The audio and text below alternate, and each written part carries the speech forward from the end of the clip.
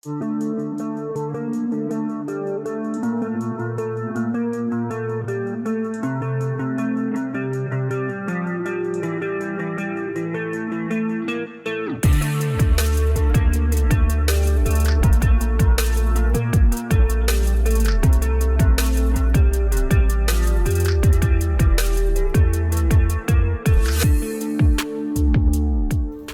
we took a little detour.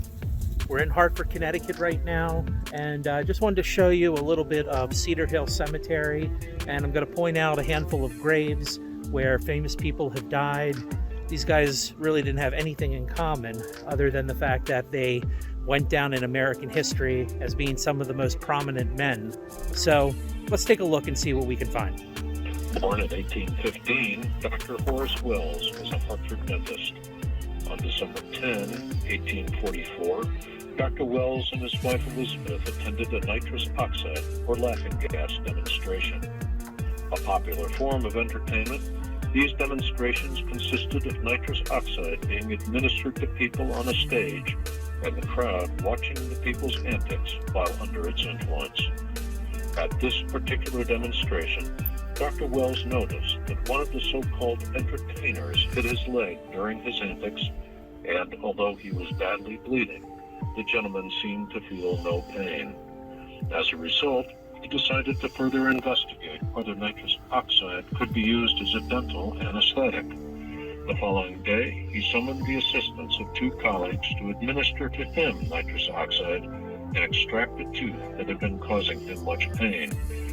The procedure was so successful that he began using the anesthetic on his own patients. Eventually, Dr. Wells traveled to Boston to demonstrate the use of nitrous oxide to a group of students, professors, and physicians. The patient, a student himself, was not administered enough nitrous oxide and reported feeling pain during the procedure. Feeling like a failure, Wells left Hartford and moved to Europe to further experiment and refine his anesthetic.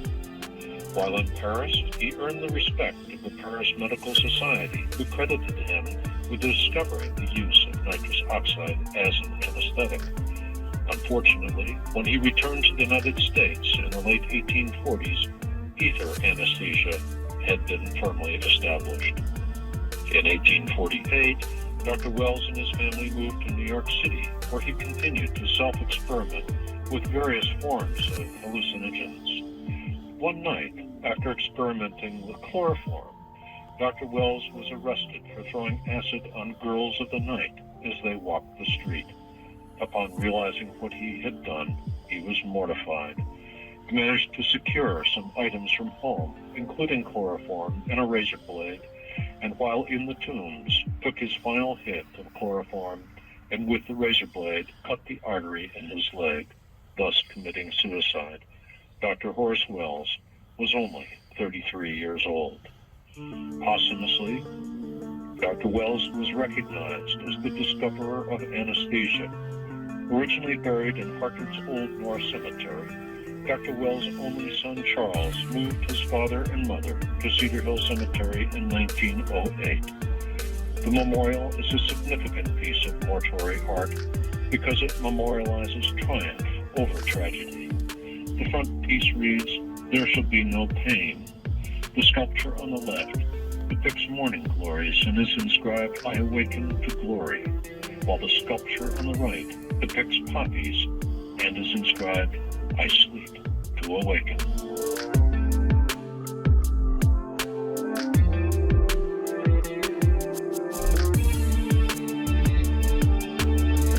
Samuel Colt is recognized worldwide as the inventor of the multi-round revolver, otherwise known as the gun that won the West. With the success of his invention, Colt founded Colt Patent Firearms Manufacturing Company, now known as Colt Manufacturing. Among his many achievements, Colt is recognized for his innovative contributions to the weapons industry and manufacturing field, while his was a story of overnight success. When Sam finally did achieve it, he enjoyed it. He and his wife, Elizabeth Hart Jarvis, traveled the world, and Sam designed Armsmere. his and Elizabeth's home on Wethersfield Avenue in Hartford. Together they lived a privileged lifestyle and enjoyed sharing their lavish home with the Hartford elite by hosting magnificent socials. Unfortunately, Sam was not to enjoy success in marriage for long. Colt established Colt's patent firearms manufacturing company in Hartford in 1847, married Elizabeth in 1856, and died on January 10, 1862, at the age of 47. Standing 38 feet tall and made of pink Scottish granite, it was the first time anyone had used a color other than gray for a monument. We're in front of the grave of Samuel Colt right now, one of the pioneers of gun manufacturing in the United States. Funny story about Samuel.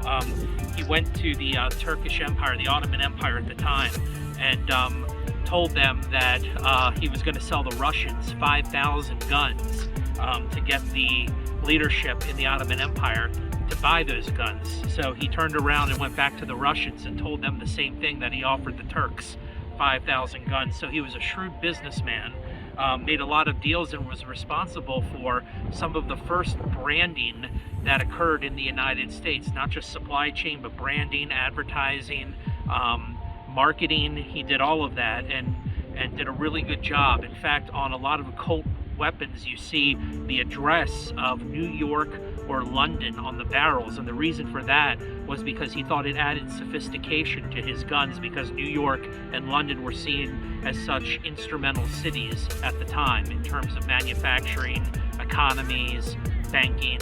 And so Samuel knew what he was doing. That's why when he died a millionaire.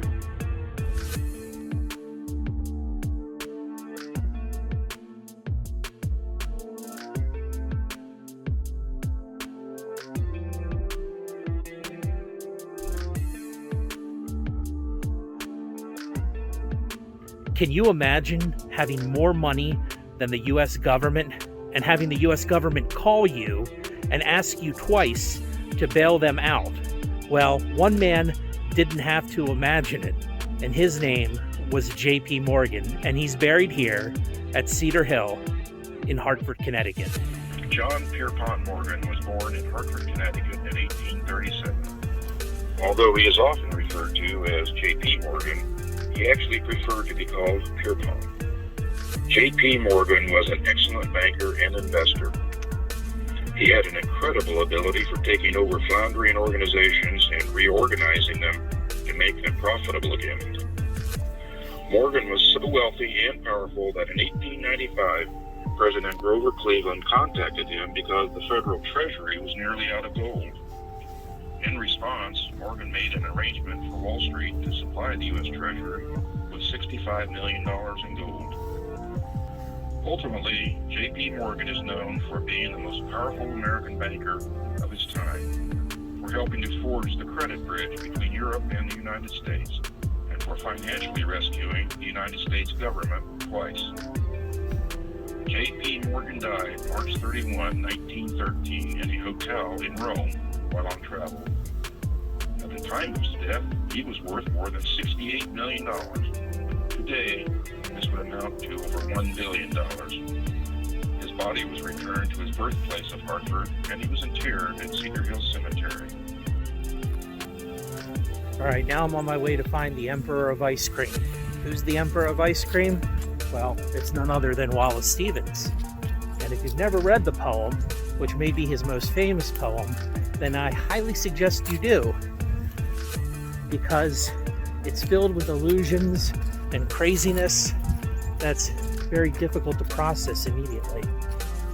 Called a grumpy genius and even characterizing himself as the hermit of poetry, Wallace Stevens definitely did not fit the vision conjured up by his elegant and revolutionary poetic style.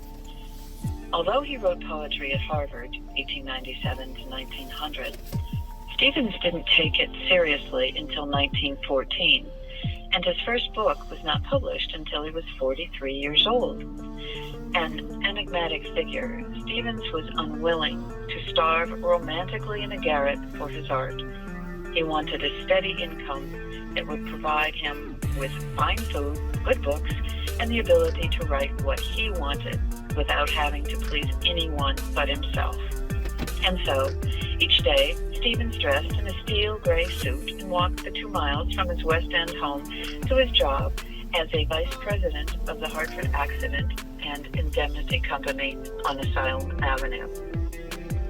Sometimes people think of poets as being big sissies, literary guys as being limp-wristed. But let me tell you, Ernest Hemingway stands head and shoulders above the rest. He was kind of a mean-spirited guy, and he didn't take guff from anyone.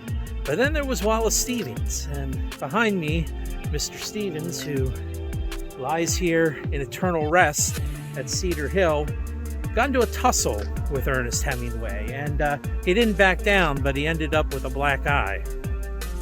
Taciturn and reclusive, his talent virtually was unrecognized in the town where he composed the greatest part of his literary output, deliberately rebuffing any attempts at friendship or socializing. Stevens allowed few people to cross the threshold of his home at 118 Westerly Terrace. When he did, mix with his artistic counterparts, it was in New York City or Key West, Florida, not in Hartford. Thanks for traveling with Trey. Remember to like, subscribe, and comment. I appreciate your support, and I'll see you next time.